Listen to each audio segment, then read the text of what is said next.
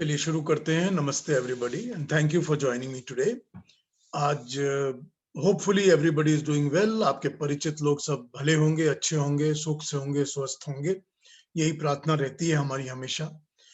आज हम तृतीय मुंडक प्रथम खंड पे शुरू करेंगे, मुंडक उपनिषद के। इसको जरा थोड़ा सा अटेंशन और थोड़ा सा ध्यान के साथ इसको सुनिएगा, क्योंकि अब जबकि इतने मंत्र हो चुके हैं इस उपनिषद के अंदर, मुंडक उपनिषद के अंदर अप्रोक्सीमेटली 40-42 मंत्र तो हो ही चुके हैं।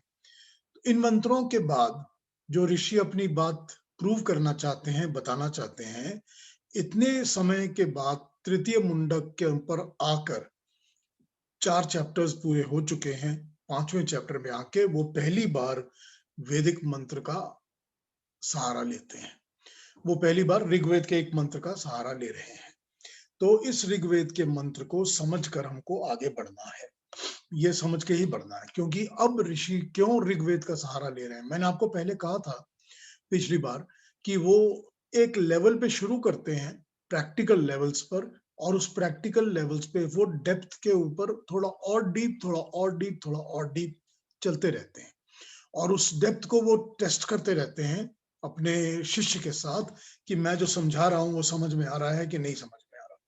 और उसके बियॉन्ड वो करते क्या है कि वो एग्जाम्पल्स भी एकदम प्रैक्टिकल यूज करते हैं, और फिर थोड़े से एग्जाम्पल्स ऐसे यूज करते हैं जिसमें इमेजिनेशन की फ्लाइट की जरूरत पड़ती है, कि वो ब्रह्मांड की बात करेंगे, दूसरे लोकों की बात करेंगे, नस नारियों की बात करेंगे, जो कि हम रोज ना देखते हैं ना उसके ऊपर ध्यान देते हैं। लेकिन इसके बाद फिर वो किसी प्रैक्टिकल एग्जाम्पल पर आ जाते हैं और फिर वो दोबारा अपनी बात को दूसरे तरीके से समझाने की कोशिश करते हैं। तो ये मुंडक उपनिषद में अब जो इसका 5वां चैप्टर है, या इसका तृतीय मुंडक का प्रथम खंड है, उसमें वो ऋग्वेद का मंत्र उठा लेते हैं। ये बहुचर्चित मंत्र है, बहुत डीप है, समझने लायक है, इसको समझना पड़ेगा। अगर मैं आज इसके ऊपर पूरी चर्चा नहीं कर पाया तो मैं शायद इसको कल भी उठा लूंगा, लेकिन मैं आपसे रिक्वेस्ट करता हूं कि बिल्कुल ध्यान देकर सुनिएगा, और इसमें कुछ भी हो, कोई भी चीज हो तो जरूर पूछिएगा, डोंट लेट इट गो। तो इसको समझते हैं, आज इस पे चर्चा करते हैं। इस मंत्र को एक बार पढ़ लेते हैं अपने साथ स्क्रीन पर, फिर इस पर बात मैं शुरू कर लेता हूं।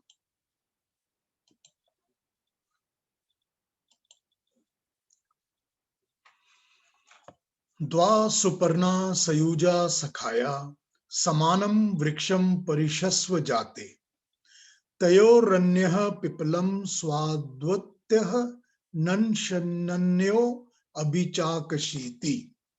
ये इसका मंत्र है। आइए इसके पहले अन्वय कर लेते हैं, शब्दों को समझ लेते हैं और फिर उसके ऊपर चर्चा करेंगे। द्वा मतलब दो, टू, सुपर्णा सुंदर पंखों वाले, सयुजा साथ साथ रहने वाले, मिले हुए, जुड़े हुए, सखाया समान ख्याति वाले, एक ही तरह की ख्याति, सखा मित्र, समानम एक ही जैसे, वृक्षम वृक्ष पर, परिशस्व जाते आश्रय लिए हुए हैं, व्याप्त हैं, बैठे हैं।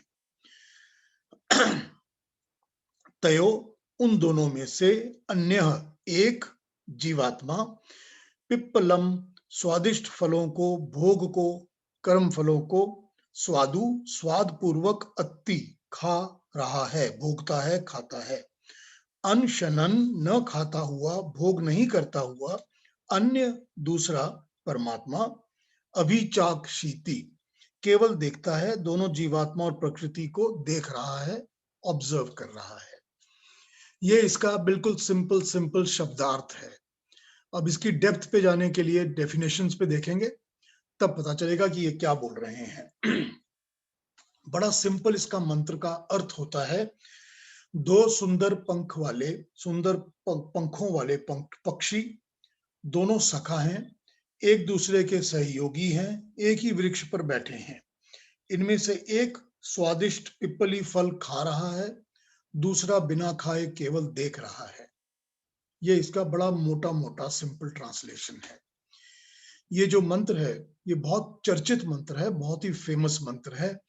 ऋग्वेद के पहले मंडल 164वें सूक्त का 20वां मंत्र है। ये 20, 21, 22 एक ही सीरीज के मंत्र हैं, शायद उस पर आगे मैं चर्चा करूंगा, बट ये उसका 20वां मंत्र है। ये मंत्र अथर्ववेद में भी 9, 14, 20 के रूप में आया है, और यही मंत्र श्वेताश्वतर उपनिषद में भी आया है, 4th चैप्टर के 6th मंत्र में, और मुंडक में तो हम पढ़ ही रहे हैं उसको। कई जगह में कहा गया है कि ये जो मंत्र है ये सांख्य दर्शन का बेस है, मूल है, कि सांख्य दर्शन इसी पर बना है। तो सीधे सीधे शब्दों में मंत्र कहता है कि संसार ही वृक्ष है, सुख दुख इसके स्वादु फल हैं, जीवात्मा इसमें कर्म करता है, भोग करता है फलों को, और परमात्मा रूपी पक्षी बैठा केवल दृष्टा रूप में देख रहा है। ये इसको सीधे सीधे तरीके से ये बताता है, मगर इस मंत्र को बहुत डीपली समझना पड़ेगा, और इसके अंदर जो प्रिंसिपल्स प्रतिपादित हैं, छुपाए हुए हैं, बताए हुए हैं, उनको भी समझना पड़ेगा। ये उपनिषद का मंत्र नहीं है, ये वेद का मंत्र है। हर वेद के मंत्र के अंदर डेप्थ बहुत ज्यादा होती है, मल्टीपल लेयर्स के मीनिंग्स होते हैं, उनको समझना पड़ेगा। एक सुंदर पंखों वाला पक्षी परमात्मा है, दूसरा सुंदर पंखों वाला पक्षी जीवात्मा है, और वृक्ष है ये संसार जो कि प्रकृति से बना हुआ है। एक पक्षी इस वृक्ष पर कर्म करता है और कर्म फल का भोग करता है, दूसरा केवल दृष्टा रूप में सब कुछ देखता है। इस मंत्र को, इसके अलग अलग अभिप्रायों को समझते हैं, ठीक है। बेसिकली मंत्र को दो भाग में बांट लेते हैं। पहला भाग तो ये है कि जैसा मंत्र में फर्स्ट लाइन में कहा, पहले श्लोक में कहा है कि दो सुपर्ण एक ही वृक्ष पर बैठे हुए हैं, दोनों सखा हैं, मित्र हैं। और दूसरा भाग ये कहता है कि दो सुपर्णों में से एक तो वृक्ष के फल खाता है, चख रहा है, स्वाद ले रहा है, और दूसरा सुपर्ण जो है वो केवल देखता है, बिना चखे, बिना भोगे। पहले भाग की बात करते हैं। दो सुपर्ण, सयुज सखा, एक ही वृक्ष पर बैठे हैं, शब्द है सुपर्ण। आम भाषा में जो सुपर्ण शब्द है उसको अच्छे सुंदर पंख कहा जाता है, पर्ण पंख। तो सुपर्ण सुंदर, अच्छे पंख वाला, ये आम भाषा में है। या अच्छे पत्ते भी कहा जा सकता है, पर्ण से पत्ता भी कहा जा सकता है, किसी पेड़ का पत्ता, वृक्ष का पत्ता, ये भी कहा जा सकता है। तो वृक्ष के सुंदर पत्ते और पंछियों के सुंदर पंख। मगर सुपर्ण का धातु ज्ञान ये बताता है, अगर इसको डीपली समझेंगे तो सुपर्ण का जो धातु ज्ञान है वो ये बताता है कि प्री पालन पूर्णयो ये धातु है, और बेसिक स्ट्रक्चर है शब्द का, यानी कि सुंदर अच्छा पालन है जिसका, वो सुपर्ण, जिसका सुंदर और अच्छा पालन है वो सुपर्ण, क्योंकि प्री पालन पूर्णयो धातु से बना है सुपर्ण, पर्ण शब्द, सुपर्ण शब्द। अब इसमें पहले तो कर्तृभाव आ जाएगा, इस शब्द को समझने के लिए पहले तो कर्तृभाव आएगा, डूअर, ठीक है। यानी कि ईशस्य पालनानी, अर्थात पालन पोषण का कर्ता ईश्वर है। वो सुपर्ण है क्योंकि वो पालन पोषण करता है, और वो पालन पोषण करने वाला है, इसीलिए वो ईश्वर पालन पोषण का करता है, सुपर्ण है। दूसरा भाव कर्माणी भाव से आएगा, जीवस्य पालनानी, यानी कि जीव जिसका पालन पोषण होता है, अच्छी तरह से पालन पोषण होता है, वो सुपर्ण। पर्ण वही धातु, पालन पोषण की धातु, एक कर्ता रूप में और एक कर्माणी रूप में। कर्ता वो जो परमात्मा है, जो सबका पालन पोषण सु तरीके से, अच्छे तरीके से, सुंदर तरीके से कर रहा है। और दूसरा जीवात्मा जिसका पालन होता है, अर्थात ईश्वर जीव का पालन पोषण बहुत अच्छी तरह सुष्ट सुंदर रूप में कर रहा है। तो सुपर्ण के अर्थ बनते हैं सुंदर पालन करने वाला परमात्मा और सुंदर पालन पोषण का प्राप्त करने वाला जीवात्मा, जिसको ये पालन पोषण मिल रहा है। ईश्वर पालक है और जीव पाल्य है या पालनीय है, पालन का पात्र है जीव। शुरू में ही इस उपनिषद के ऋषि ने परमात्मा को कर्तरी शक्ति की बातें बताई हैं हमको। बिल्कुल शुरू से ही इस उपनिषद में जो ऋषि अंगिरा हैं वो परमात्मा की अलग अलग कर्तरी शक्तियां, कार्यकारी शक्तियां, काम करने की शक्तियों के बारे में बताते रहते हैं।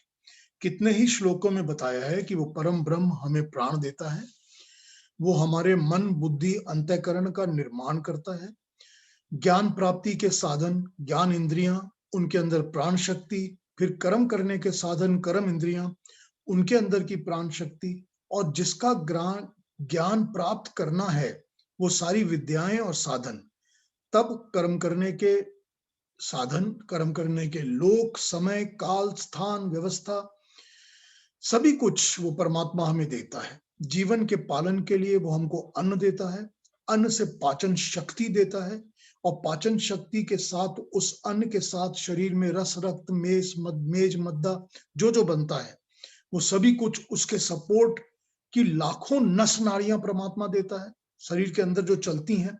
हृदय और मस्तिष्क, संतान की उत्पत्ति और उत्पत्ति की क्षमता, फिर इंटरनल फैक्टर्स के बाद सारे एक्सटर्नल फैक्टर्स वो देता है। गर्भ के अंदर ही जो सुपर्णा है उसका पालन पोषण शुरू हो जाता है, और गर्भ से आने के बाद पालन पोषण चलता रहता है। ये वो परमात्मा का काम है।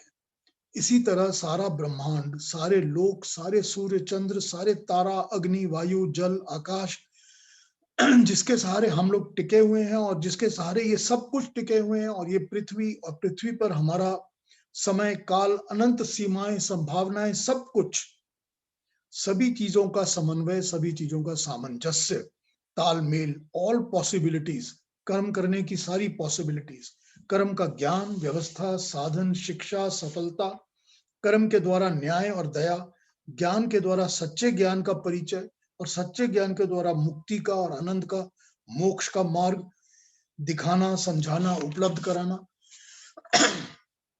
ये सभी कुछ वो सुंदर तरीके से पालन करने वाले परमात्मा ने बनाया है और हमें दिया हुआ है।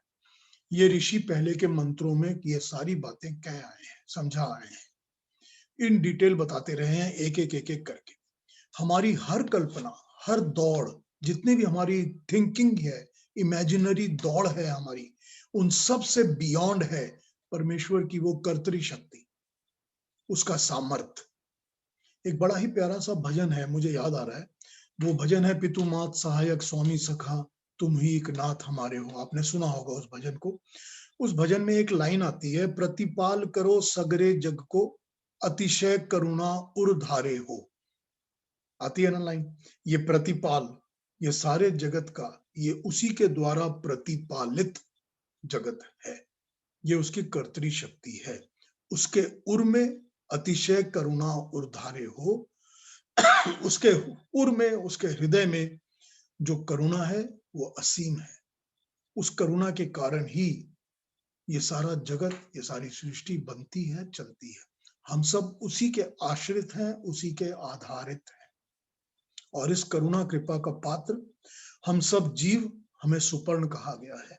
सारे परमात्मा के द्वारा दिए गए साधन सामर्थ्य से हमारा पालन पोषण हो रहा है। ये सारी की सारी पालन पोषण सुपर्ण पर विचार है। ये पर्ण क्या है? पालन पोषण वाला पर्ण है। एक वो जो कि पालन पोषण कर रहा है, दूसरा वो जो कि पालन पोषण को भोग कर रहा है, पा रहा है पालन पोषण को।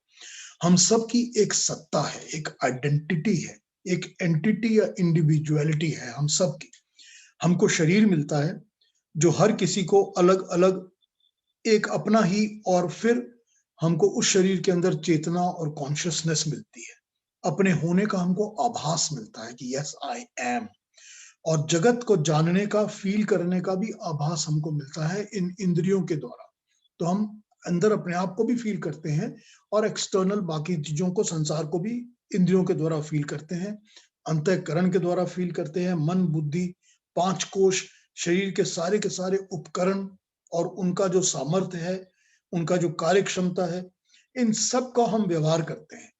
हम इन सब का व्यवहार करने में स्वतंत्र हैं। हम इनका व्यवहार करके एक आइडेंटिफाइएबल जीव बन जाते हैं। हमको सबको एक अलग अलग अपनी अपनी एक आइडेंटिटी बन जाती है हमारी, कि मैं इस टाइप का मनुष्य हूं, मैं इस टाइप का प्राणी हूं, मैं इस टाइप का जो भी है, सबको एक आइडेंटिटी मिल चुकी होती है।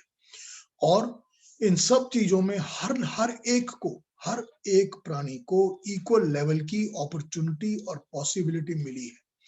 जो किसी भी प्राणी को मिली है, प्राण मिले हैं, सांसें मिली हैं, शरीर मिला है और शरीर बनाए रखने के लिए अन्न मिला है।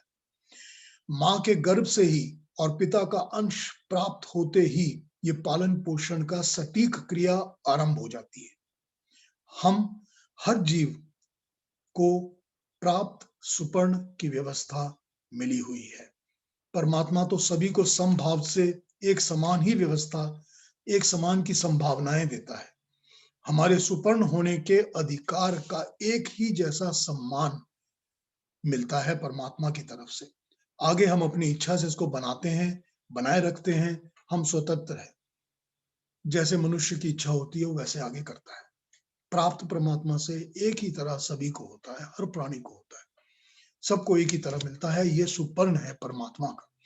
ये परमात्मा की पालन पोषण की कर्तरी शक्ति है, काम करने की कार्यरत कर्तरी शक्ति है। जब बच्चा रोता है, चिल्लाता है और चिल्लाता रहता है, तो भी जो माँ है उसको पता है कि मुझे बच्चे को नहलाना है। वो नहलाती है बच्चे को। बच्चा चिल्लाता रहता है कि मुझे नहीं नहाना, पानी ठंडा लग रहा है, ये है वो। मगर वो माँ उसका हाथ पकड़ के जबरदस्ती उसको नहलाती है, क्योंकि उसको पता है कि इसको नहलाना है। जब बड़ा हो जाता है वो बच्चा, स्वतंत्र हो जाता है, तब वो नहाए या न नहाए ये उसकी अपनी इच्छा हो जाती है। तब वो माँ के कंट्रोल में नहीं रहता। यही हाल है कि जो माँ है, गुरु भी जो है, वो सबको एक जैसा ज्ञान बांटता है। एक ही जैसा ज्ञान गुरु सभी को बांटता है। शिष्य उसको अपने अपने लेवल पर समझते हैं, अपनाते हैं, फॉलो करते हैं, नहीं करते हैं। कई हैं जो उस ज्ञान को पाकर महापुरुष बन जाते हैं और कई ऐसे भी हैं जो गुरु का अपमान ही करते रहते हैं। उसी में उनको अपना सुख और खुशी प्राप्त होती है। ये सारा कुछ परमात्मा जो है उसकी सिमिली के लिए बताया, लेकिन वो परमात्मा हम सबको एक जैसा वरदान, एक जैसा ज्ञान सभी को देता है। उसकी कृपा से हम अपने को वंचित रखते हैं या नहीं रखते, ये हमारी बात है। हम गलत मार्ग पे चलते रहते हैं, अज्ञान में डूबे रहते हैं। माँ जो होती है वो कभी भी कोई गलत खाना नहीं खिलाती किसी बच्चे को। अपने बच्चे को माँ कभी कोई गलत चीज नहीं खिला सकती, ये हो ही नहीं सकता। मगर जब हम बड़े हो जाते हैं, वही बच्चा वो माँ से छुप कर गलत चीजों को खाना पीना शुरू कर देता है। यही परमात्मा की भी सुपालन व्यवस्था है। वो हमारा माँ है, हमारी पिता है। वो सभी कुछ हमारे लिए उसी तरह करता है जैसे हर प्राणी के लिए सुव्यवस्था के साथ अच्छे तरीके से करता है। लेकिन सभी के लिए एक बराबर, एक शाश्वत। उसके बाद उस पालन में से हम अगर कुछ गलत करते हैं तो परमात्मा हमको दंड भी देता है। हमको प्रॉब्लम्स भी क्रिएट होती हैं, शारीरिक प्रॉब्लम्स भी, मानसिक भी, सामाजिक भी। सभी चीजों में दंड द्वारा परमात्मा देता है, क्योंकि परमात्मा सुधार करना चाहता है। वो चाहता है कि हम गलत को रोकें और व्यवस्थाओं को ठीक करें, सुधार करें। ये परमात्मा की पालन पोषण की सारी सुपर्ण की व्यवस्था है। ये उसी पर टिका हुआ है, उसी पे ये चल रहा है। अगला शब्द जो है वो है सयुजा। ये हमारा सौभाग्य है, दर्शाता है। ये युज जो है, युज धातु जो है, जो युज की धातु है उससे शब्द योग बनता है। योग का मतलब होता है जुड़ना। युज का मतलब होता है किसी के साथ अटैच होना, यूनियन, उसको कहते हैं युज। सदा एक साथ, जैसे ईश्वर अनादि और अनंत है, वैसे ही जीवात्मा भी अनादि और अनंत है। ये हमारे अंदर कॉमनैलिटी है, गुण है। हम भी अनादि और अनंत हैं, जीवात्मा अनादि अनंत है। आत्मा कभी मरती नहीं है, आत्मा कभी पैदा नहीं होती।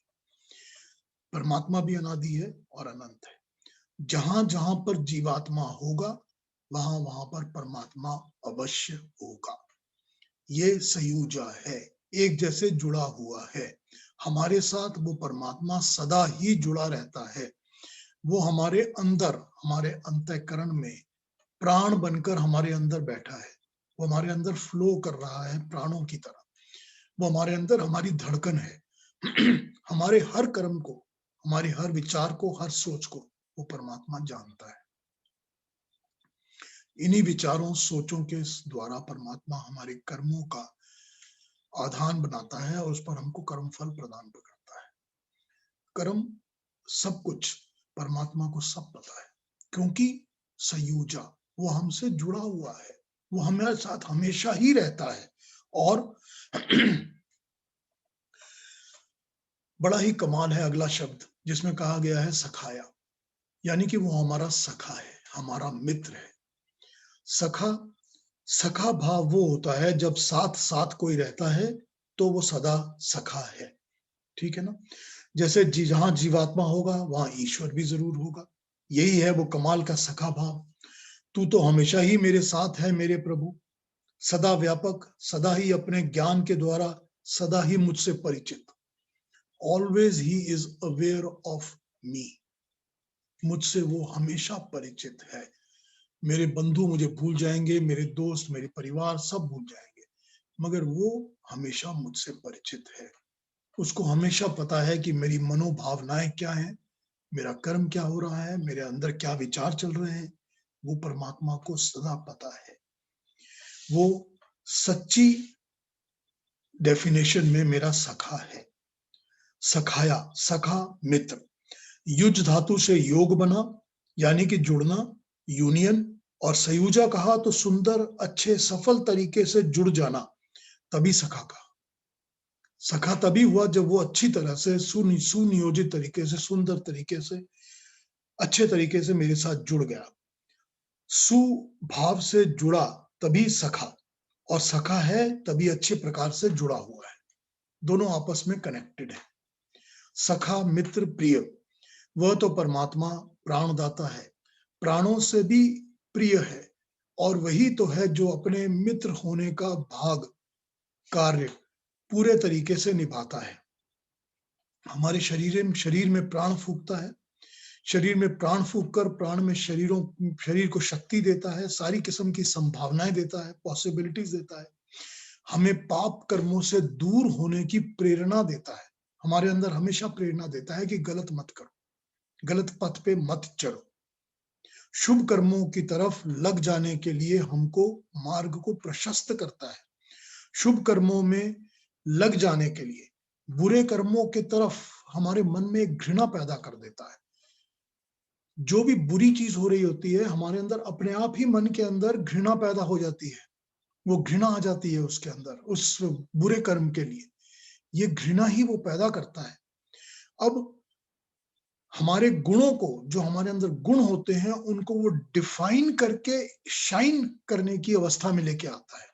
हमारे गुण डिफाइन हो जाते हैं अपने आप, और वो सारी जगत के सामने जाहिर होकर प्रकट होकर आ जाते हैं कि ये देखो इस मनुष्य के अंदर ये गुण है, ये इसकी अच्छाई है।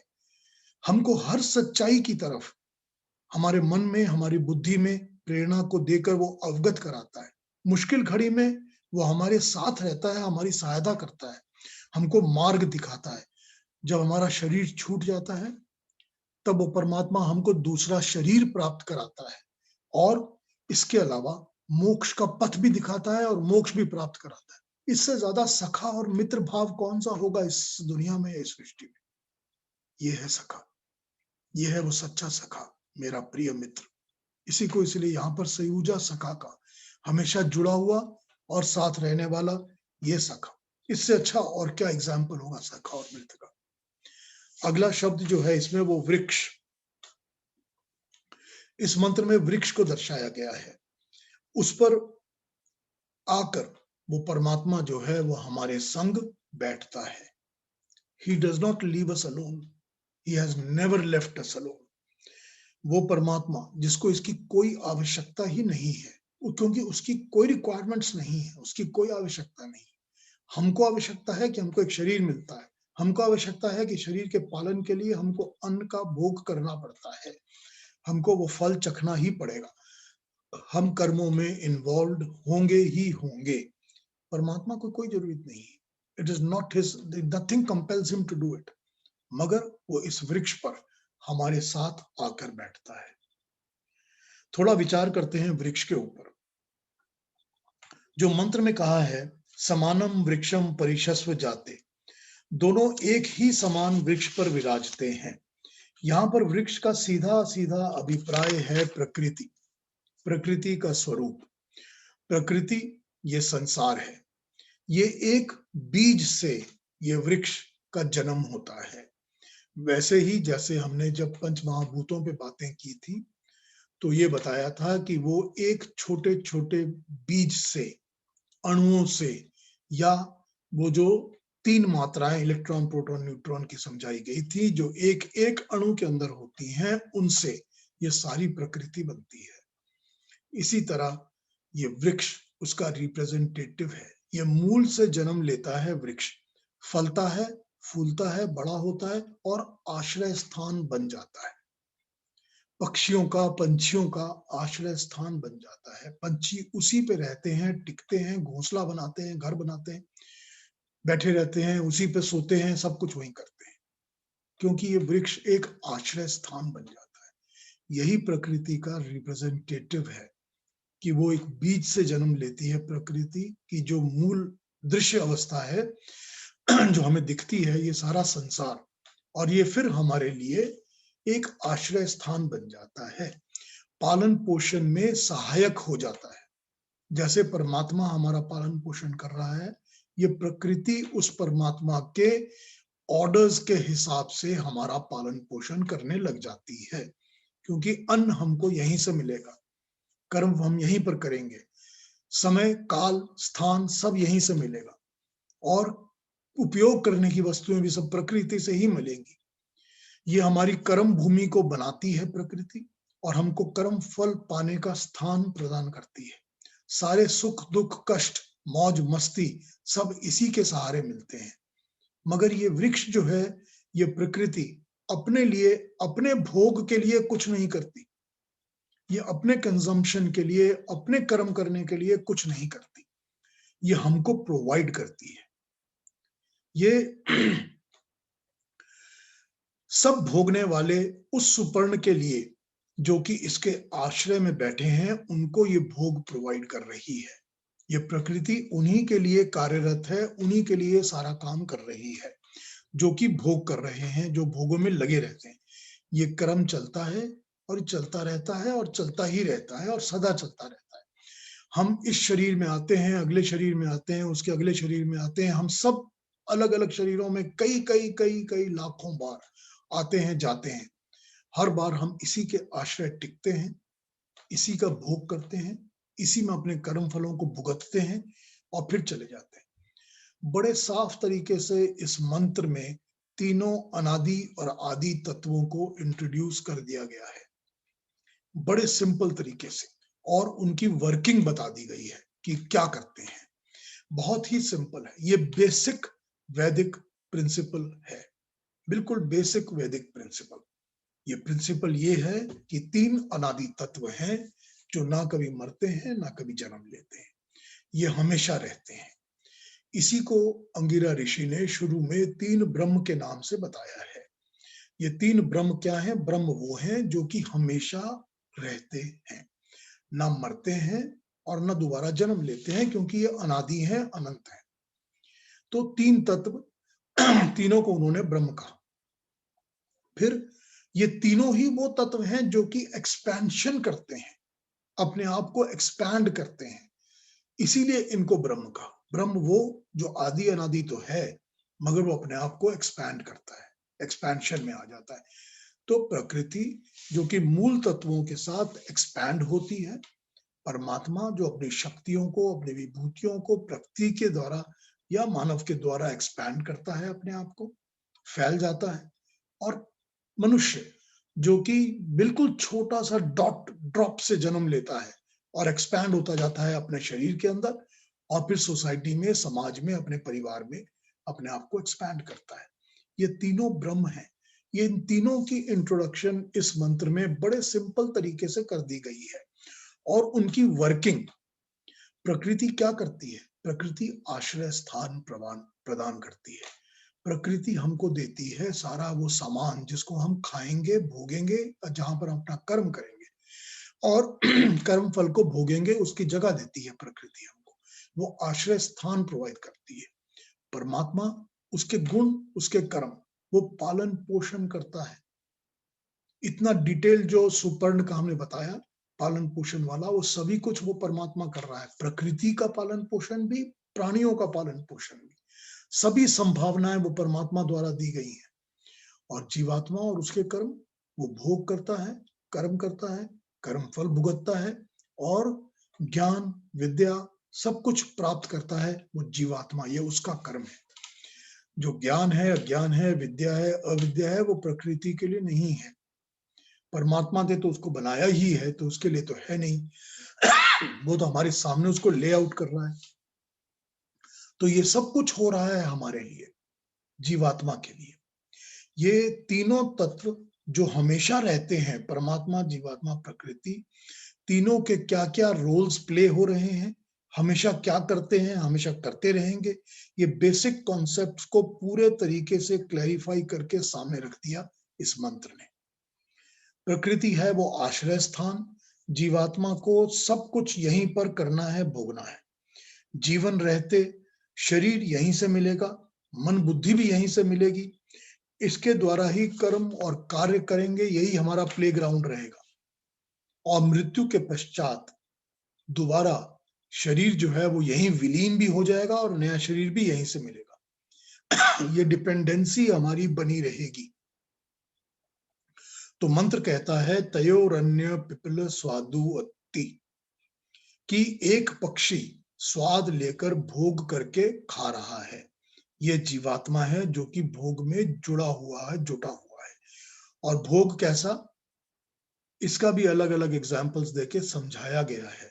ईश उपनिषद हमने किया था, उसमें हमने पढ़ा था ये सेंटेंस जो बताता था तेन तक्तेन भुंजिता मागृदा का सस्विधनम, कि त्याग पूर्वक परमात्मा का प्रसाद और आशीर्वाद समझकर भोग करो। ऑल्टरनेटिव क्या है? ऑल्टरनेटिव है अपने सेल्फ इंटरेस्ट में, अपने अभिमान में, अपने लिए कंज्यूम करके उस परमात्मा को, दूसरे सुपर्ण को साक्षी जानकर भोग करने वाले, साक्षी जानकर ना भोग करने वाले उस परमात्मा को अनदेखा कर दो। उसको मत देखो, उसको रिकॉग्नाइज भी मत करो, उसको पहचानो भी मत, उसकी तरफ ध्यान भी मत दो। अपने ही में जुटे रहो। दो मार्ग भोग के। पहला जो ईश उपनिषद ने कहा तेन तक्तेन भुंजिता, ये तुम्हारा कुछ तुम्हारा बिलोंग नहीं करता है। तुम एक ट्रैवलर हो जो अपने साथ ट्रैवल करने वाली वस्तुओं को लेकर नहीं उतर सकते। ये तुम्हारी चीजें नहीं है, इनको उस तरह भोगो जैसे त्याग पूर्वक परमात्मा का आशीर्वाद, उसका प्रसाद समझकर। और दूसरा तरीका वो जो कि अपने ही लिए भोग करता है। तो जो केवल अपने लिए भोग करता है वो भोगों से रोग को प्राप्त करता है, और रोगों से जन्म मरण कष्ट, इन सब को, दुख को, इन सब चीजों को लेता रहता है। बड़ा सीधा सरल नियम है, बड़ा सिंपल सा नियम है।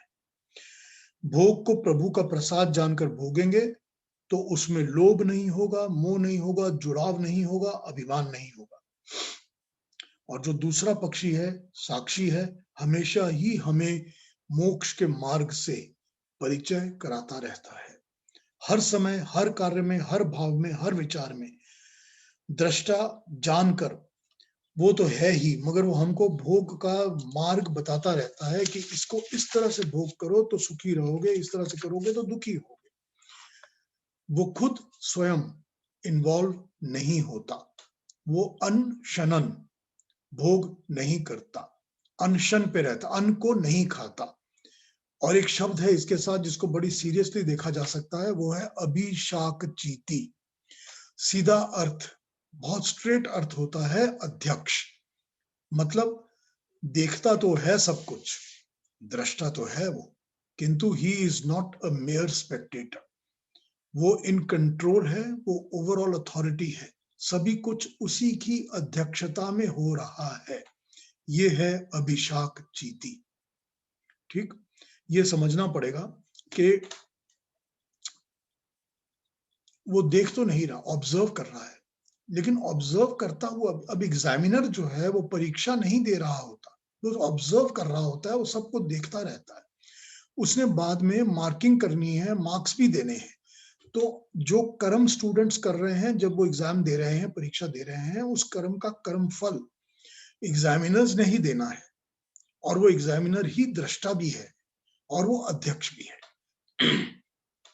ये परमात्मा जो अभिशाक चीती देख तो रहा है, वो देख रहा है, उसमें इन्वॉल्व नहीं हो रहा, वो बैठ के आपके साथ एग्जाम नहीं दे रहा, उसको एग्जाम देने की कोई जरूरत नहीं है, वो इसके बियॉन्ड है और वो इन्वॉल्व नहीं हो रहा क्योंकि वो भोग नहीं करता, उसको भोगने की जरूरत नहीं है, उसको कर्म और कर्म फल के बंधन में नहीं बंधना है, उसको प्रकृति के जाल में नहीं जकड़ जाना है, और लेकिन वो इन सब चीज का अध्यक्ष भी है।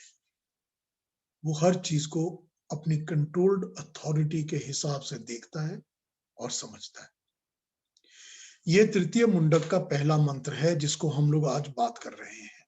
पिछले दो मुंडकों में दो दो खंडों में अपनी बात समझाकर ऋषि अंगिरा अब सीधे ही वेद मंत्र को कोट कर रहे हैं अपनी बात को स्पष्ट करने के लिए। वो पहले कह आए हैं कि तीन ब्रह्म हैं, तीनों अनादि हैं, अनंत हैं, सदा विद्यमान हैं और विस्तार में, एक्सपेंशन में लग जाते हैं। इन्हीं गुणों के कारण उनको ब्रह्म कहा जाता है। मगर इनमें जो शक्ति है, जो रचना कार्य आरंभ करती है और सदा रचना के पालन पोषण में लगी रहती है, वो परम ब्रह्म है। इन तीनों ब्रह्मों में वही एक है जो परम ब्रह्म है। संसार का वर्णन, इस संसार का, इस प्रकृति का वर्णन बताया, गतिशील जगत का लक्षण और कार्य बताया, इसमें सफलता के उपाय और मापदंड बताए। हमने पहले के मंत्रों में देखा था कि सफलता कैसे प्राप्त करनी है, वो सफलता के मापदंड क्या हैं, और ये बताया कि हर शक्ति और हर विभूति उस परम ब्रह्म की ही है। जो इस परम ब्रह्म को नहीं मानता वो उस अंधे के समान है जो अंधों के पीछे चलता रहता है। अब थोड़ा परिचय जगत और जगत की रचना का भी बताया। ऋषि ने प्रकृति से मानव का संयोग और उसका परिणाम, जीवात्मा के प्राप्त किए हुए प्राण, मन, इंद्रियां, बुद्धि, तेज, अग्नि, आकाश, पृथ्वी, इन सब का रहस्य बताया। इनका संयोग और इनके पीछे की शक्ति को बताया। कैसे उसी के तेज से जीवात्मा जो है उसके अंदर एक रेतस द्वारा वो प्रजा और संतान को उत्पन्न करता है, और अन्न से सभी प्रकार पर निर्भय होकर जो उसको प्रकृति अन्न देती है, और वो परमात्मा की शक्ति से ही उस अन्न को ग्रहण करके उसके ऊपर जीता है और चलाता रहता है। ये ब्रह्मांड क्या है, इसकी उत्पत्ति कैसे होती है, ये जीवात्मा क्या है और ये कैसे शरीर में उत्पन्न होता है। एक अचेतन तत्व है, दूसरा चेतन तत्व। अचेतन प्रकृति जिसमें चेतन कुछ नहीं है, वो जड़ है, इसीलिए वो जड़ता वृक्ष से समझाई गई है कि वो जड़ है, वृक्ष है। और दूसरा चेतन, फिर भी दोनों कार्यरत होने में, कर्म करने में, एक्शन में आने के लिए प्रकृति का निर्माण जगत में संसार रूप में होता है और उसको चेतन तत्व जीवात्मा भोग करता है, उसको यूज करता है, उसी पर निर्भर रहता है। और ये दोनों ही बाकी के जो परमानेंट तत्व हैं, परमात्मा भी जीवात्मा भी, अपने अपने एक्शंस के लिए इसी पर आश्रित होकर पूरी डिपेंडेंसी के साथ, एक दूसरे की पूरी सखा के भाव के साथ, मित्रता के साथ, in union to each other, ये इस पे आश्रित होकर इसको अपना प्लेग्राउंड बनाते हैं। एक पूरा डिपेंडेंट है, दूसरा इन अथॉरिटी एंड इन कंट्रोल है। दोनों चेतन तत्वों की सिमिलैरिटी और डिसिमिलैरिटी बड़े सिंपल तरीके से इस मंत्र में समझाई गई है, उसका प्रयास किया गया है। एक डिपेंडेंट भोग में उलझा सीमित संभावनाओं वाला जीवात्मा है, दूसरा कंप्लीट अथॉरिटी वाला बिना किसी भोग में उलझे असीम संभावना, असीम शक्ति वाला परमेश्वर है, परमात्मा है। और तीसरा तत्व ये वृक्ष है, प्रकृति है, जो इन दोनों चेतन तत्वों को एक्शन ग्राउंड प्रोवाइड करता है। ठीक है ना? सारे प्रिंसिपल, सारी थ्योरीज सिंपल स्ट्रेट तरीके से बता दी गई हैं। जो अगला मंत्र है ना ऋग्वेद का, ये 20 के बाद का मंत्र, जो 164:21 वाला मंत्र है, वो कहता है यत्रा सुपर्णा अमृतस्य भागम निमेशम, वो मंत्र ये बताता है कि ये सुंदर गति वाला जीवात्मा जहां निरंतर ज्ञान के लिए मोक्ष मांगता है, वहीं वह रक्षक, अध्यक्ष, सबका स्वामी परमात्मा ज्ञान मांगने वाले को ज्ञान की, मोक्ष की स्थिति में प्रवेश करवा देता है। जैसे इस मंत्र में बताया कि वो सखा है, सयुजा है, साथ रहता है, ऑब्जर्वर है, अध्यक्ष है। अगले मंत्र में वो एक्सटेंड करके बताते हैं कि जो इनमें से सुपर्ण ऐसे होते हैं जो कि ज्ञान की याचना करते हैं, जो उस सुपर्ण से मांगते हैं, उससे पूछते हैं, उससे याचना करते हैं कि मुझे दीजिए, उनको वो ज्ञान देता है, उनको वो मार्ग भी दिखाता है और मार्ग के द्वारा उनको मोक्ष की स्थिति में प्रवेश भी करवा देता है। ये अगला मंत्र है जो इसको एक्सटेंड करके समझाता है। यानी ये कहा गया है कि जब भोग में उलझा हुआ सुंदर गति वाला जीवात्मा ज्ञान की लालसा में अनंत ज्ञान सागर में परमात्मा से मांगता है, तब वो भुवन रक्षक परमात्मा उस ज्ञान से परिपक्व जीव को मोक्ष में प्रवेश करवा देता है। और उसी शैली में जो उसका अगला मंत्र है, उसी श्रृंखला में, जो कि 164 का 22 मंत्र है, वो कहता है यस्मिन वृक्षे मदवद सुपर्णा निविशन्ते। इस तरह का मंत्र है कि जो इस वृक्ष का स्वाद लेते हुए सुपर्ण जीव भोग में, संतान उत्पत्ति में, संसार में लगा रहता है और परमात्मा को नहीं पहचानता, उसके सब कर्म फल नष्ट हो जाते हैं और वो इसी जन्म मरण के जन्म बंधन में उलझा रहता है। ये ऋग्वेद के अगले 2 मंत्रों पर मैंने थोड़ी थोड़ी सी बात की है, because I just wanted to talk about it. अब इसमें बहुत सारे प्रिंसिपल्स, वैदिक प्रिंसिपल्स इस मंत्र में बड़े स्पष्ट तरीके से, क्लियर तरीके से समझा दिए गए हैं। ठीक है ना? अब आप लोग चाहेंगे तो मैं इस मंत्र पर एक बार कल दोबारा चर्चा कर लूंगा, फिर से समझा दूंगा आपको इसका बेसिस क्या है। लेकिन शब्द में पहले बताया है द्वा, यानी कि 2, 3 नहीं बताए, क्योंकि चेतन तत्व 2 ही हैं। तीसरा जो तत्व है वो चेतन तत्व नहीं है, वो जड़ पदार्थ प्रकृति है। प्रिंसिपल नंबर 1 द्वा, बस 2 है, तीसरा नहीं है। 2 चेतन तत्व है, जो तीसरा है वो जड़ प्रकृति है, उसको वृक्ष बताया। वृक्ष जो बीज से जन्म लेता है, एक्सपैंड होता है, बड़ा होता है, आश्रय स्थान बन जाता है, प्ले ग्राउंड बन जाता है, भोग प्रोवाइड करता है और भोगों के लिए भुगतने की जगह प्रोवाइड करता है। इस तरह से इस मंत्र में बहुत से प्रिंसिपल्स समझा दिए गए हैं, हर एक शब्द के साथ। मैं उन प्रिंसिपल्स पर आऊंगा और अगर आप चाहेंगे तो अभी करूंगा, वरना आप कुछ पूछना चाहें तो अब मुझसे आप पूछ सकते हैं। ये let us talk about this मंत्र, क्योंकि मैं चाहता हूं कि आप इस वैदिक कॉन्सेप्ट को, इस मंत्र को, ऋग्वेद के इस मंत्र को बहुत अच्छी तरह समझें, इसको अपने अंदर समा लें, इसको अपने अंदर बैठा लें, ताकि इस ज्ञान को आपको बिल्कुल अंदर बैठ जाना चाहिए कि ये समा गया हमारे अंदर। तो इसीलिए फिर मैं इसके ऊपर कल एक बार फिर टच करूंगा और इसके प्रिंसिपल्स पर फिर बात कर लूंगा कल, फिर उसके बाद अगले मंत्र पे जाएंगे। तो अब कोई अगर इस मंत्र को लेके डाउट है, क्वेश्चन है, तो आप मुझे पूछिए।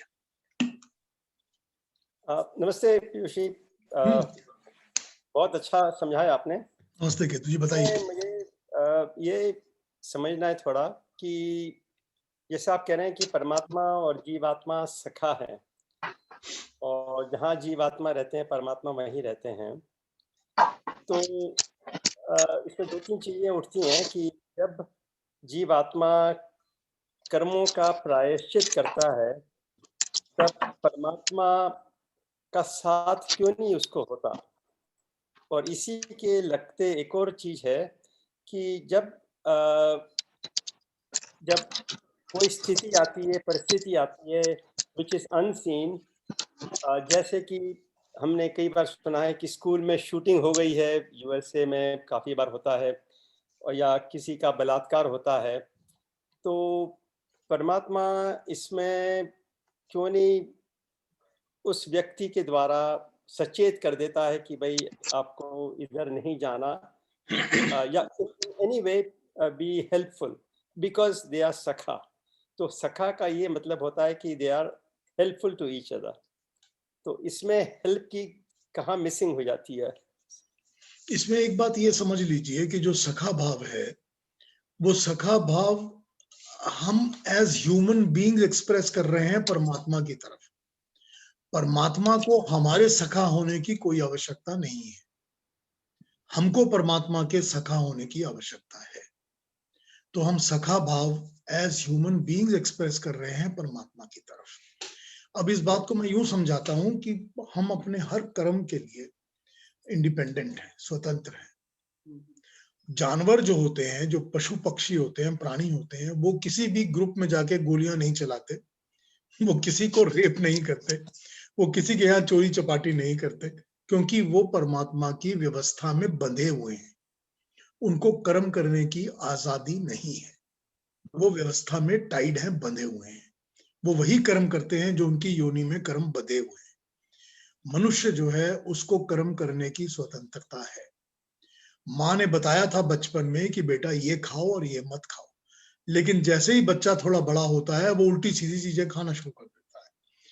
अब वो माँ उसको हर वक्त कंट्रोल नहीं करती, लेकिन जब वो वापस घर आता है और कहता है आज पेट में भी दर्द हो रहा है, गला भी खराब है, खांसी भी है, बुखार भी है, तो माँ उसका उपचार शुरू कर देती है। परमात्मा कर्म करने में नहीं रोकता। परमात्मा ने सुबुद्धि दी हुई है, हम उसको सुने या ना सुने। हर आत्मा के अंदर वो प्रेरणा जगा के देता है कि शुभ कर्म करो, गंदे कर्म मत करो, बुरी तरफ मत जाओ, झूठ मत बोलो, गलत काम मत करो। वो करते वक्त एक अंदर से, आत्मा के अंदर से एक आवाज उठती है, ये परमात्मा की प्रेरणा है।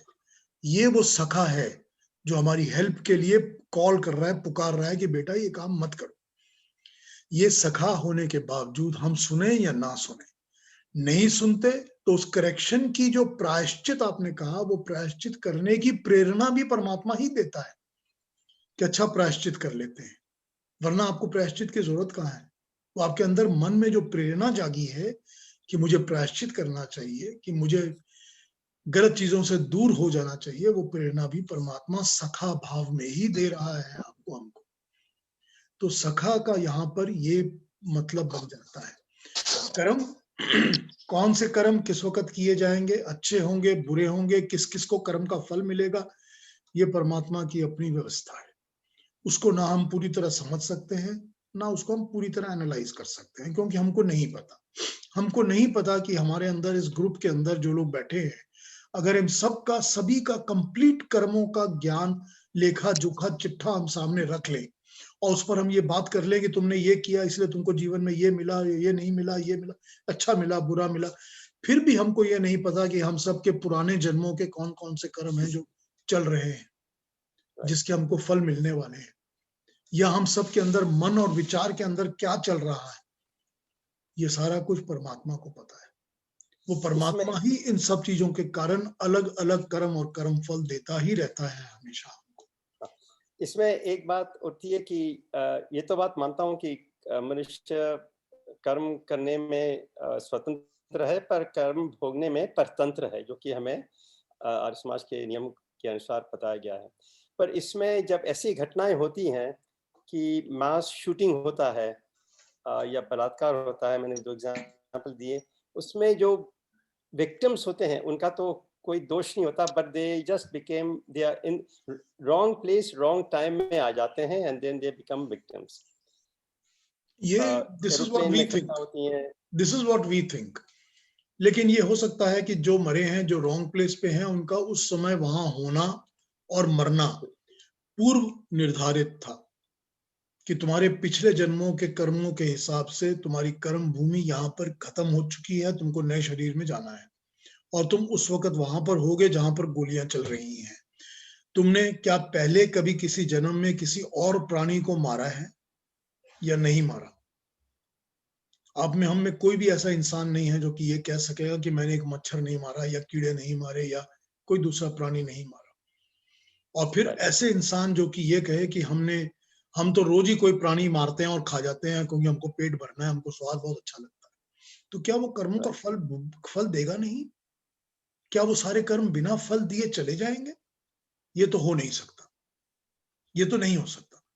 और दूसरी बात कि किसी के साथ रेप क्यों हो गया, अब ये फिर मुझे नहीं पता, I can not analyse it in that manner कि वो पिछले जन्मों का कोई कर्म है या नहीं है, या आने वाले किसी जन्म का कोई बेस बन रहा है या नहीं बन रहा। मगर वो परमात्मा और उसकी जो न्याय विधि और न्याय करने का तरीका है, वो बड़ा यूनिक, अपना, साइंटिफिक, करेक्ट है। उस पर ना हम उंगली उठा सकते हैं, ना उस पर हम विवेचना कर सकते हैं। कहीं कहीं पर अगर हम डीप थॉट्स देते हैं तो हमको ये समझ में आ जाती है बात, कहीं कहीं पर आ जाती है।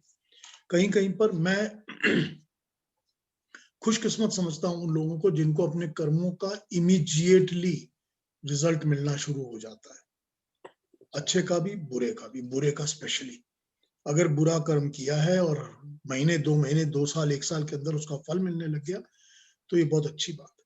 इसका मतलब है वो कट गया, वो पेंडिंग नहीं रह गया, वो मुझे अगले जन्म और उसके अगले जन्म में नहीं चलता रहेगा। सो ये इसका एक समझने का यही तरीका हो सकता है कि ये किसी ना किसी कर्म का, किसी ना किसी कर्म फल का फल मिल रहा है। अपने कर्मों को, अपने विचारों को, अपने वचनों को शुद्ध करिए, प्योर करिए, कोई गलत काम, कोई गलत कर्म मत करिए।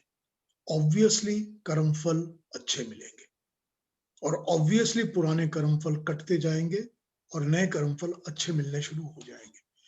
बड़ा ही सिंपल और बड़ा ही सटीक तरीका है ये समझने का। गुड, धन्यवाद, थैंक यू। जी, और कोई किसी के मन में कोई प्रश्न है तो पूछ लीजिए, अभी भी हैं 4-5 मिनट हमारे पास।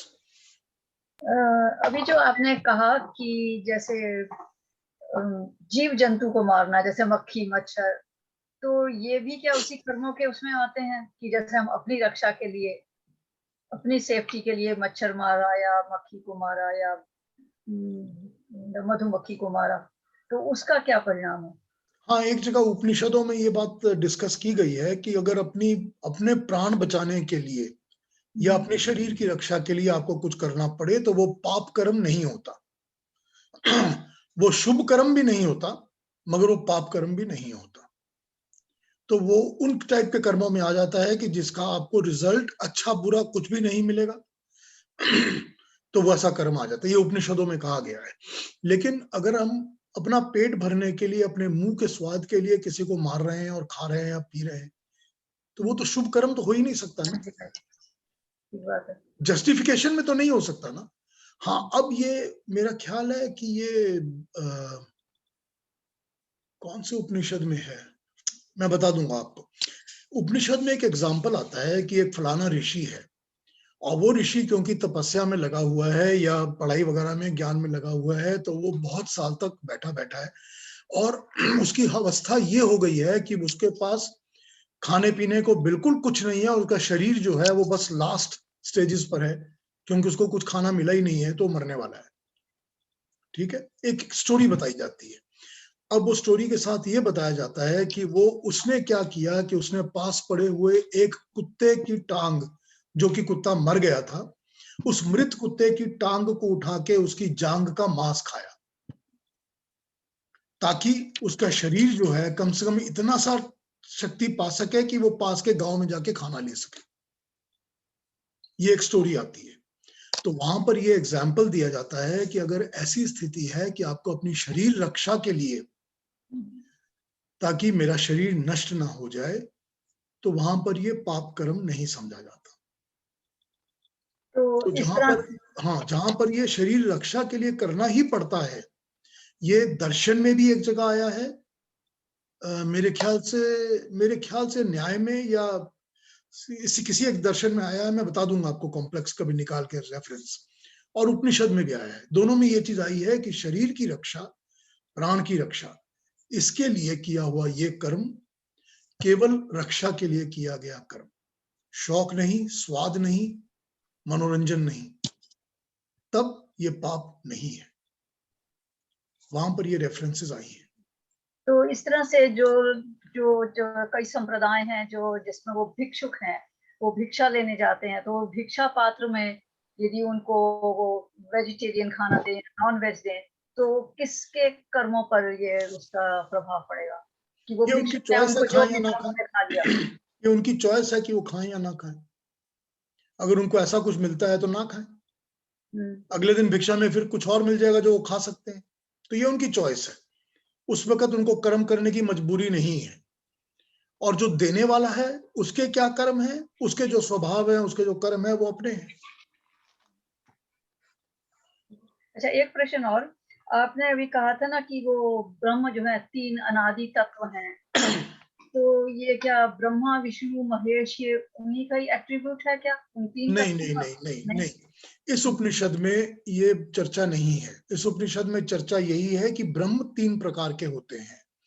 ब्रह्म की डेफिनेशन ये बताई गई है कि ब्रह्म वो होता है जो कि अनादि और अनंत होता है और विस्तार में, एक्सपेंशन में लग जाता है, उसको ब्रह्म कहा जाता है। तो जो अनादि और अनंत हैं, यानी तीनों, जीवात्मा, परमात्मा और प्रकृति, ये अनादि हैं और अनंत हैं, और ये जब उसमें आते हैं, फॉर्म में आते हैं, तो ये विस्तार करने में लग जाते हैं। जैसे प्रकृति होती है, वो बढ़ती जाती है, उसमें सब कुछ बनता है, एक मूल छोटे से एटम से लेकर वो पूरा का पूरा क्रिएशन बन जाता है। परमात्मा इसमें सब चीजों को शक्ति देके क्रिएट करता है, और जीवात्मा अपने आप को तो एक्सपैंड करके शरीर में बनता ही है, पर समाज बनाता है, पुत्र जन्म देता है, ये सारे काम करता है। तो इनको 3 ब्रह्म तत्व कहा गया है, और इनमें परम ब्रह्म एक ही है, वो है परमात्मा, और बाकी तीनों को ब्रह्म भी, दोनों को भी ब्रह्म कहा गया है। यहाँ पर ये रेफरेंस है ब्रह्म की। थैंक यू, धन्यवाद। जी जी, कोई और प्रश्न है इस मंत्र से रिलेटेड? और इस मंत्र पर अगर आप फिर चिंतन करेंगे, थोड़ा सा थॉट चिंतन करें, तो इस पर मैं कल दोबारा चर्चा करूंगा। मैं इसके वैदिक प्रिंसिपल्स जो डिफाइंड हैं वो कल उस पर फिर बात करूंगा, और उसके बाद मैं दूसरे मंत्र पर आऊंगा। तो अगर आज की जगह कल कोई प्रश्न उठे दिमाग में, तो कल भी पूछ लीजिएगा इस मंत्र के ऊपर, ताकि आप समझ सकें इस मंत्र में क्या मैसेज दी गई है बड़ी क्लियरली। जी, तो आज अब यहीं पर विश्राम करें।